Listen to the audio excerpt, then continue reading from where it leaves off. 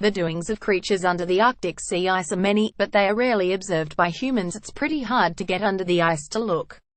In recent years, marine biologist Andy Jewell and his colleagues have gotten around this problem by driving snowmobiles several miles from Point Barrow, Alaska, out onto the adjoining frozen Chukchi Sea, drilling holes in the 4-foot-plus thick ice, and poking in a video camera attached to a small underwater vehicle. Among the things that they have observed, sizable Chrysaora melanastid jellyfish floating by, trailing their foot-long plus tentacles along the shallow bottom. Their presence came as a surprise. Adult jellyfish, or medusae, are generally thought to live only a few months. Scientists had assumed that the species survived winter only in a life stage called polyps, formless masses that cling to rocks and release little baby medusae in the spring. In a scientific paper out this week, Jewell and colleagues say the videos indicate that the creatures in fact last through winter. They could even be several years old, the Methuselahs of medusae. One reason we were interested was, first of all, we saw them, and it was kind of weird, said Jewell, a researcher at Columbia University's Lamont Doherty Earth Observatory. The whole study is based on videos we made over several years. Also, he says, the rich pollock fishery in the nearby Bering Sea is the engine for everything fish sticks, fish patties and other mystery-type marine fast foods. But in some years, jellyfish numbers in the Bering Sea swell, and fishing nets can get seriously clogged, a problem that may crescendo over several years before dying back again. The study may reveal something about the jellyfish population dynamics that drive these cycles.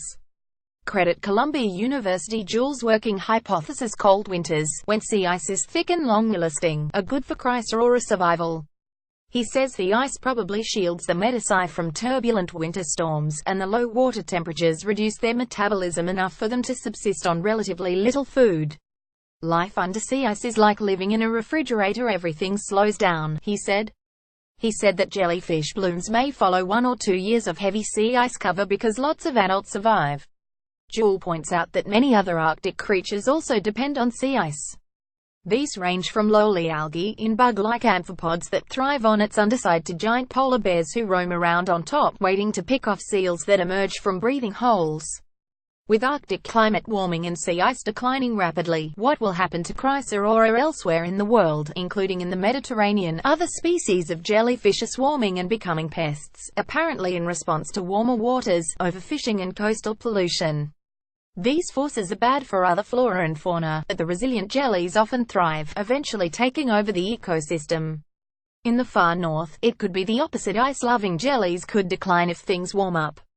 So could the other, more iconic, creatures of the north that depend on sea ice. But at least jellyfish might not be clogging fishermen's nets so much. For most things, there are positives and negatives to climate change, said Jewell. One still unanswered question: do these jellyfish sting? I don't know, he said. There aren't that many people around there swimming to find out.